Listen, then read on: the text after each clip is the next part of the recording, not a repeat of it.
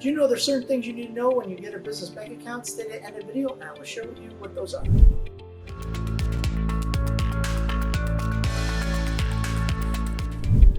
Hi, I'm Phil from PDQ Merchant Enterprises and the ATM Mastermind Group page, and we help hundreds of inspiring ATM business owners go from zero ATMs to ATM Business Pro in as little as 30 days. Always remember, here at PDQ Merchant Enterprises and the ATM Mastermind Group page, we buy your freedom back one transaction at a time.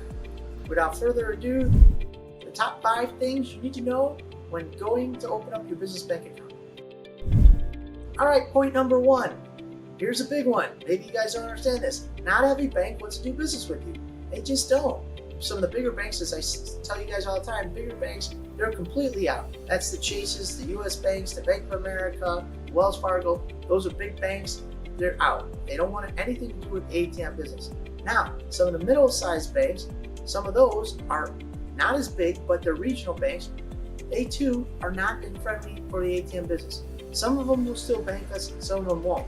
Most of the reasons why they're not doing this is because you got to keep cash on hand, and they're worried. What they're talking about is there's a document called the FFIAC report, and in that, that's the guidelines of banks of what they need to do, what they need to stay away from. Well, in that, it basically spells out about the ATM business, and there could be some fraud, there could be some money laundering, so that has scared banks away. That was all part of Operation Choke Point back in the Obama administration. They put out some guidelines. And we just happen to be, because of the ATM, we just happen to be part of that regime, and we got hurt because of that. They weren't going after the ATM business, they were going after other businesses, but because we do a lot of cash, we got lumped into that. So this is what has transpired over probably about 8 to 12 years now, but we're slowly coming back. The ATM industry has physically changed the FFIAC documentation, so now we're not thought of as such a challenging business. However, it's going to take some time to change those banking regulators over the course of time. We're working through legislation, and we've got the report changed now. So things are on the up, but still doesn't help every day, all the time. Point number 2, bring your corporation papers. Now, some of you guys in the business or trying to be in the business, you're like, do I need to set up a corporation? Nope, you don't have to set up a corporation, but it helps to get a bank account. So if you're not running it through a corporation, now that puts you to an extra layer of scrutiny on you. You don't need that, especially when the banks, a lot of them, they don't want to do business with us in ATM business anyways. So of course, I always recommend go to smaller banks, credit unions, that you have a better chance to open up a business bank account. But if you have a corporation, that helps you open up a business bank account. So if you're interested in starting your own ATM business but didn't know where to start, stay at the end of the video and I will share with you our checklist entitled ATM Business Passive Income Checklist. The 5 things you need to know to start a profitable ATM business so you can start earning passive income. You can earn between $250 and $1,500 of passive income every single month. All right, let's get back to the video.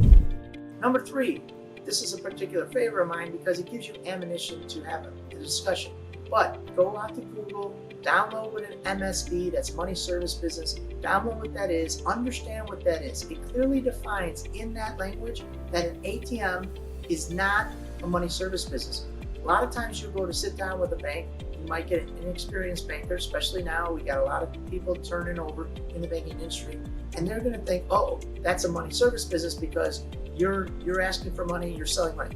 We are not selling money at all. All we're doing in the ATM business is we're verifying, we're doing a short-term loan. That's what it's classified in, and that's what it's under. We don't sell money, we don't transfer money. So if you go to Google, download what an MSB is, and then that way, if somebody says, well, you're an MSB, you know what, you can give them the definition and clear you're not. It happened to be in the bank that we bank at for a different item. They said, oh, Phil, you're an MSB, and I had to have a discussion with them and educate them after I've been doing business with these people for 10 years, but not through the ATM business, on a different book of business. All right, point number 4, how many accounts do I open up? Here's what you do. You open up 3 checking accounts, 1 for your surcharge, 1 for your vault cash, and 1 for your general checking. Some people say, well, Phil, I needed to do a savings account and a checking. What do I do? Okay, add 2 checkings account and you can have your savings account. The challenge with the savings account is you got to look at what their guideline says. Sometimes the savings account will say you can only take money out 6 times. You can only put money in 6 times. So see what those guidelines are for a savings account. Try to get a checking account if you can. If you have to open up a checking and a savings, then see what those guidelines are. Make that savings account your surcharge account. However, I don't recommend having a savings account because of the stipulations, but you'll have to do your due diligence and figure out what those stipulations are for moving money either in or out of your account. And point number 5, and this is becoming a new trend, so you might run into this more and more, is the banks are asking, say, you know what, we can open up that checking account. We understand you're taking on money every week. We understand it's going in. We understand how the business works. In fact, we do have some people who are already in the business banking at this bank. You're like, oh, home run. Here's the rub. Is they say, I just need to see an agreement between you and your ISO. And you're like, but I don't have any ATMs. How can I give you an agreement? I need a bank account to get an ATM, and now you're telling me you need a contract or a processing agreement for me to open up a bank account, and you get stuck. You know what? Here at PQ, we can help you through this process. It's not a big deal. We can empower you in the company. We can provide you with the documentation that you need to do that. However, this is a stumbling block that's been coming up, but we have a solution for you guys if you need one. If somebody asks you, hey, I need a processing. So if you're interested in starting your own ATM business, I want to invite you to our free checklist entitled ATM Business Passive Income Checklist. The 5 things you need to know to start a profitable ATM business so you can start earning passive income, make more money, and spend more time with your family. So if you're interested in starting your ATM, click the link down below and start your ATM journey today. Again, this is Phil from PDQ Merchant Enterprises and the ATM Mastermind group page. We buy your freedom back one transaction at a time. Thank you guys very much, and thank you for making us #1 on YouTube.